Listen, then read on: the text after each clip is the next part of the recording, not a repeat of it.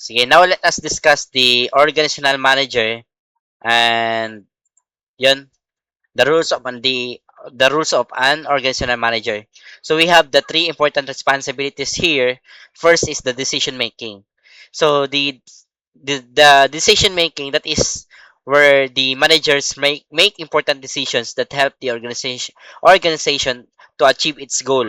For example lang, no, pag meron kayong restaurant and if you are the manager in the restaurant, no, you need to decide whether to hire more employees during the holiday season, and that is the decision making. And second one naman is the resource allocation.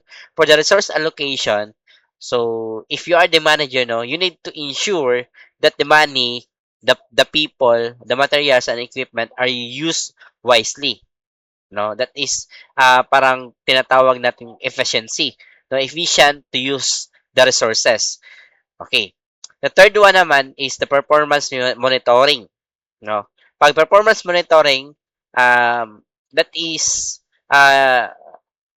you need to ensure, you need to regularly check if your employees or the employees are performing well and if the organizational goals are being achieved. For example, if you have the factory, or you are the factory manager, you need to check the quality of the products, the employee performance, and to improve the productivity. Next naman, mga theories and models of the management. So dito, the different management theories, no, to help the managers become more effective. Okay, so una, classical management theory. So the classical management theory, this theory focuses on the efficiency, focuses on the discipline and clear organizational structure.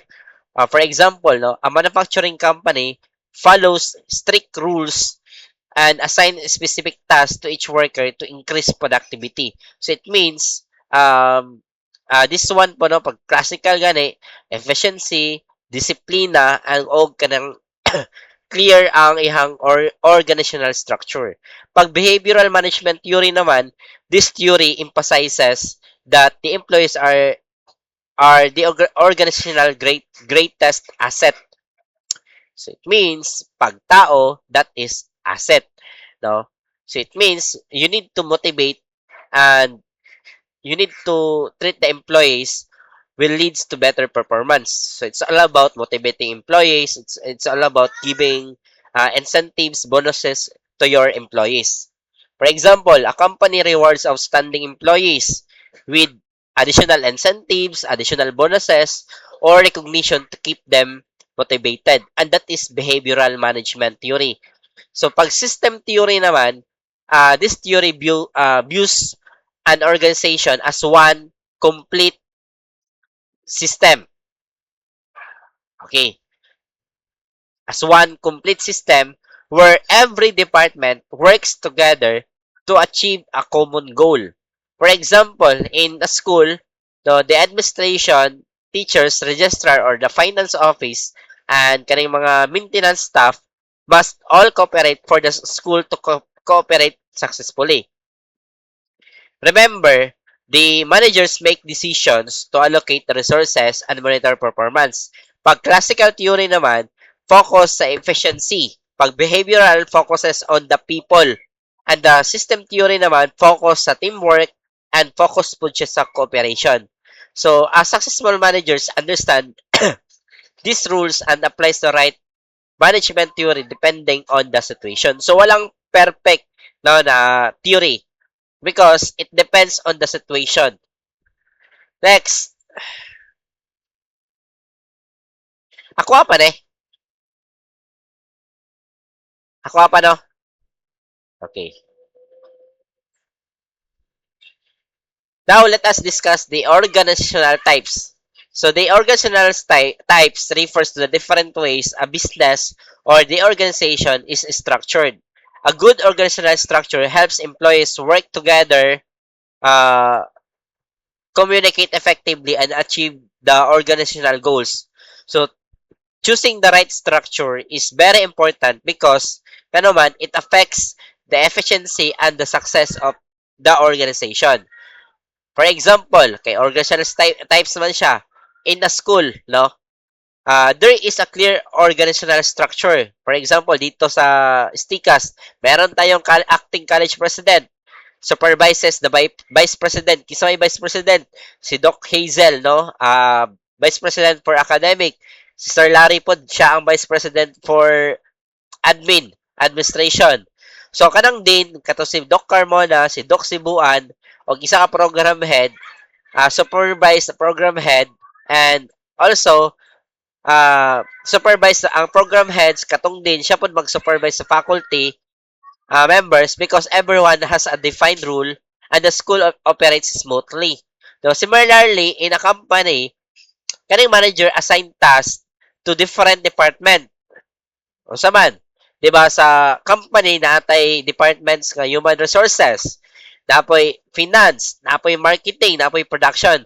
So each department has a specific responsibility but they all work together to achieve the company's objective. So remember, pag organizational types gani, that is refer to how a business is structured. A good organizational structure improves coordination, communication, and productivity. Choosing the right structure helps the organization become more efficient and more effective. Kani class na discussan eh. Ay marag inyo ni abside. Abside. Departmentalization po to amo po, sir. Departmentalization. Ako rin eh. Okay. So we have sama na eh.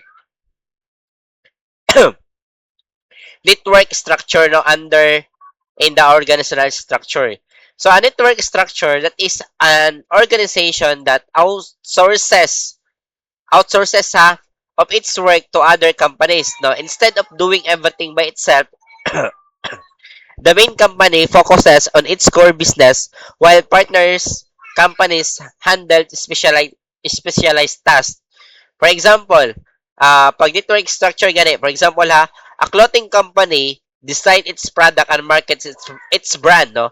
But it hires another company to manufacture the clothes, the another company to deliver them to customers, and the advantage of this structure is flexibility because the company can expand quickly without hiring many employees or building more facilities. However, the disadvantages pag ganito class is that it requires good communication and coordination with partner companies. If one partner fails to do its job, it can affect the entire business. So, pag network structure, it uses the partner companies to perform a certain business function. So, ang isa po sa advantage ano niya, it provides flexibility, lower cost, and faster growth, no? However, ang nakadepende siya sa effective coordination nimo sa outsources nimo and communication among all partners. Next.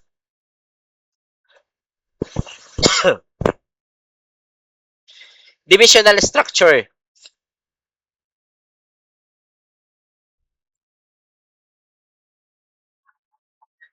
Sorry siya. Divisional.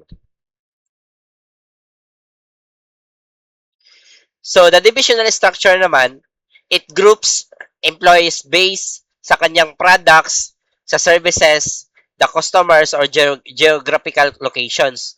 So, each division operates small, almost like its own business, now with its own departments such as marketing, finance, and customer service.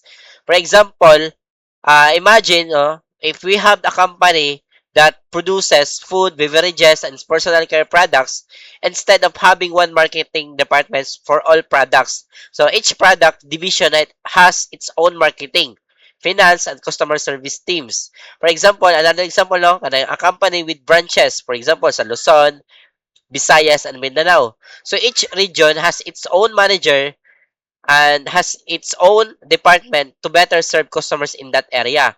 So the advantage of this structure, pag divisional structure, ang iyang advantage is each division can focus on its customers and respond quickly to market needs. However, pag disadvantage niya, that it may duplicate resources. No? For example, each division may have its own finance of HR department, which can increase operating cost. So, kana lang, no, pag divisional. Kay, for example, for example lang, kung big company, if you have, if you have branch sa Luzon, Visayas, and Mindanao, so in every branch, meron kayong HR, meron kayong finance, meron kayong operational management. So it means medyo magastos, 'di ba? And that is the disadvantages ng divisional. But yung advantage dito is makafocus sila sa kanilang um, responsibilities, no, and rules nila, no. Kaya naman uh, they can respond quickly, no, to their customers, no, and yung mga market needs nila. So, pag divisional structure, it groups employees based sa kanilang product, services, or location, no? It allows each division to focus on its specific market and customers. However, it may increase cost because departments are repeated in every division. Next, paspasan ako na kay bawal magyaya, ano? Matrix. Oh, wala na pa din na yung matrix day.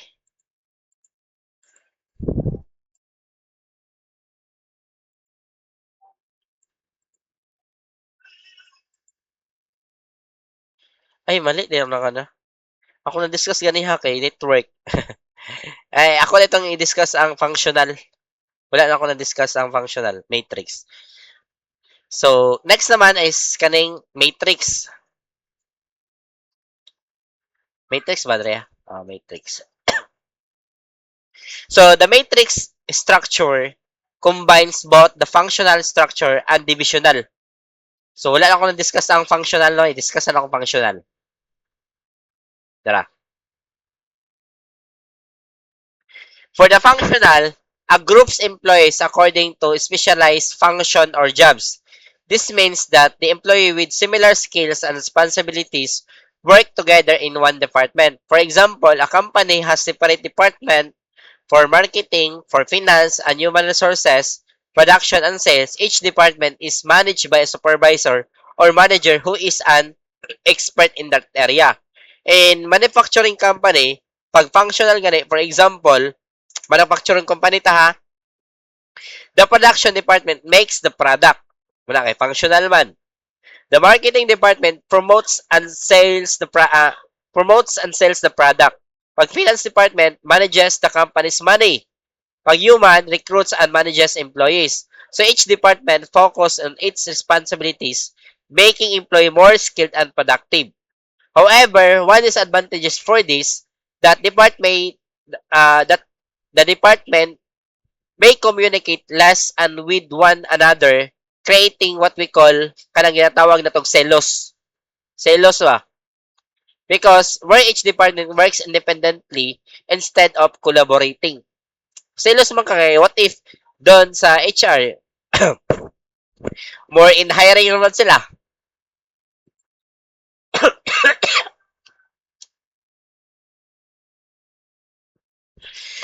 More in hiring lang ang HR. Then kung vacant kayong HR, wala, relax kayo sila. So, it can create selos. No? So, gana lang ng functional. Okay ang functional kay by department, ay by ko siya ba? Mag-work lang ka as your function kung nakaka sa production, marketing, o finance, or human resource department. So, katong matrix na ta. So, kanang matrix, nakasagol si functional and kuan functional and divisional, no? So, duha sila, both sila, functional and divisional. So, this means that employees report to two managers, their department manager and their project manager. Now, this structure allows employees from different department to work together on the same project. So, for example, imagine a company developing a new product. The product team includes employees from marketing, employees from finance, production, and sales. No, each employee still belongs to their department, but also works under a project manager until the project is completed, no? So the advantage pag matrix structure is yung advantage niya class is flexible siya. Kanang flexible siya, sir? Because it encourages teamwork, better communication, and faster problem solving. Because the different departments collaborate. No, however, ang iyang disadvantage is that the employees may become confused because they have two supervisors. No, ana jud na. Give two supervisors giving instruction, and this can sometimes lead to complex or unclear responsibilities. Pag matrix structure gani combines functional and divisional structure. So kanay mga employees report to both department manager and project manager. So confusing, no? And it improves teamwork and flexibility. However, it may create confusion due to dual reporting relationship. Next naman, the team-based structure. So this one, it organizes employees into teams, no? Instead of traditional department. This team work together to complete a specific project or solve problems. Unlike the other structures that focus here is collaboration and teamwork. Pag ganito, no, imagine a company creating a new mobile application, no, instead of each department working separately, employees from marketing, IT, finance, and customer service work together as one team, no, until the project is completed. So pag ang advantage lang aning team-based structure is this structure is encourages teamwork, no, collaboration, creativity, and faster decision making because the team members because kaning mga team members ani class is they share ideas and solve problem together. However, ang disadvantage dito po is that it may have less formal hierarchy, no? Meaning, ang employees may sometimes be unsure about who has the final authority to make decisions. Kay team-based structure man. So, walay leader nila, 'di ba?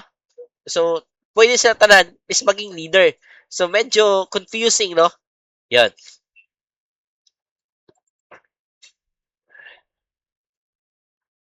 Katong una na akong discuss, no, kay network structure nito.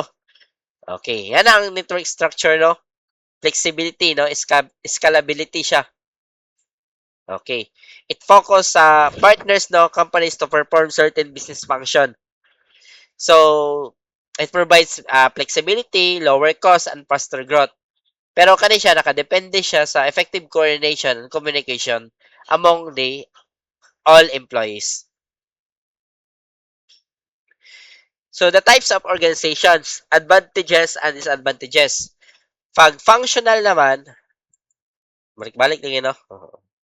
So, yun, pag functional, it groups the employees according to their specialized job, specialized jobs such as marketing, finance, and production. Its main advantage is specialization because the employees become expert in their field, making the organization more efficient. However, one disadvantage niya is that the communication between departments may become difficult because each department focuses only on its own work. Pag divisional, kato, kabase siya sa product, services, or location. And its advantage is that each division can focus on its own customer and respond quickly to their needs. Yan. And that would be all my discussion.